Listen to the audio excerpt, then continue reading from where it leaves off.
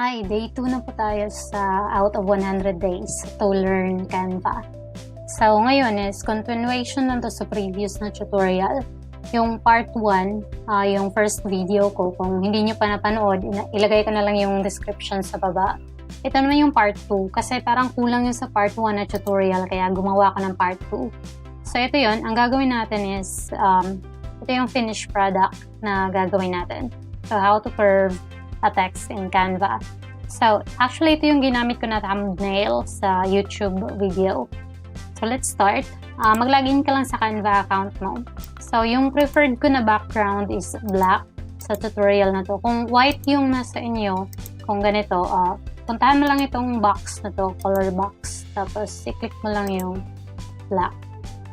So, meron na tayong black color. Next is itong logo ng Canva. So, punta ka lang sa elements, type mo Canva. Ito yung blue, tapos drag natin pababa. Tapos next naman is itong how to curve. So, taka sa text. So, then, bold letter mo lang lahat, how to curve.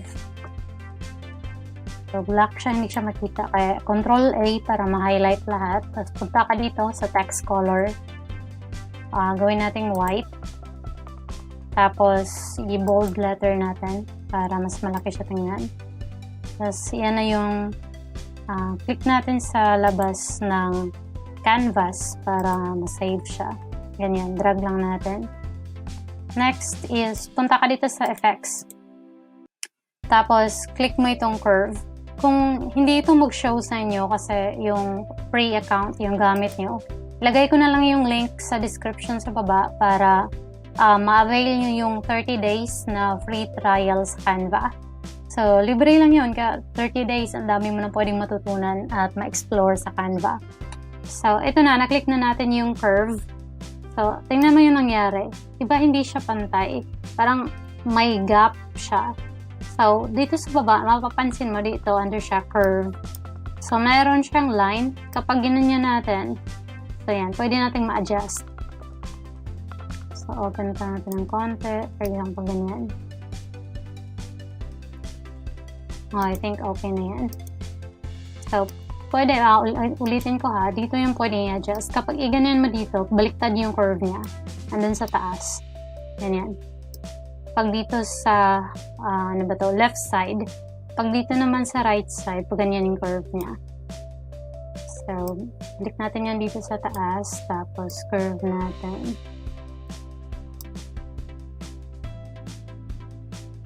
Okay, curve pa natin ng konti. So, okay na yan.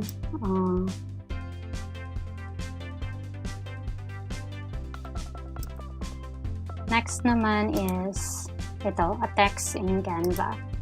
So, type ka lang text in Canva.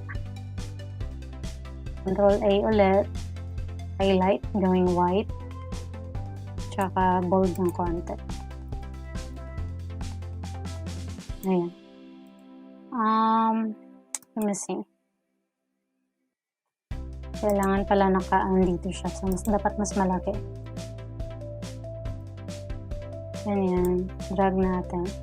Tapos, click dito sa effects.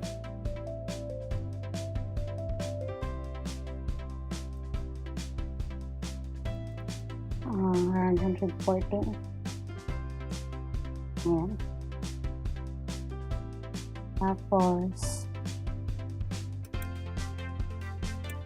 so, okay na yan. Ang lakihan natin yung logo ng Canva. Hindi natin siya maklik kasi, kumbaga yung layer niya, mas nasa ibabaw tong text na how to curve.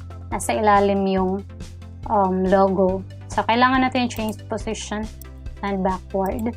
So, ayan. Pwede na natin maklik. Nakihan lang natin ng konti.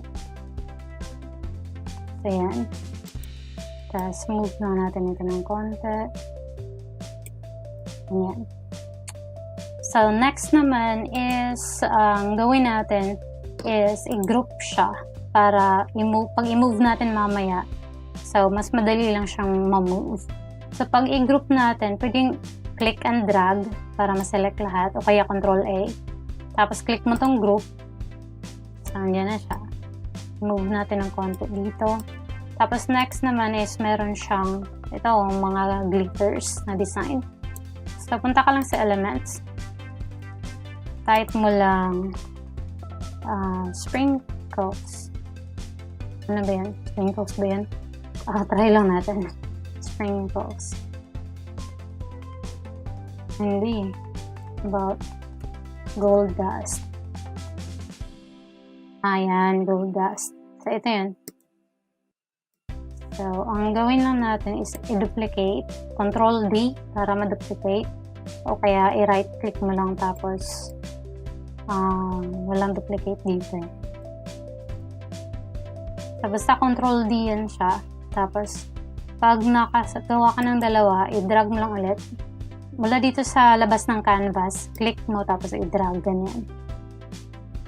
Pero, tingnan mo, masasali siya, oh.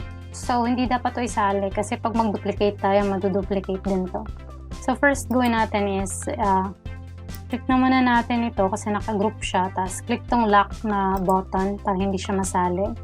So, makikita mo tong lock na icon dito. So, next is, click ulit sa labas, drag mo yan. Tapos, Control D sa keyboard para i-duplicate. Tapos, lagay mo dito. Duplicate ulit. Lagay mo dito. So, yan yun. Tapos, next naman is, diba natabunan dito, how to curve. So, click natin ito, i-position to backward. Pati ito.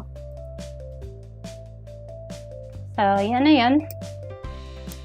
Yan. Yung finished product natin at yung bago natin ginawa. So, if ever may mga questions kayo for clarifications, i-comment mo lang sa baba at i-try kong sagutin. So, thank you so much for watching and please like and subscribe. Thank you!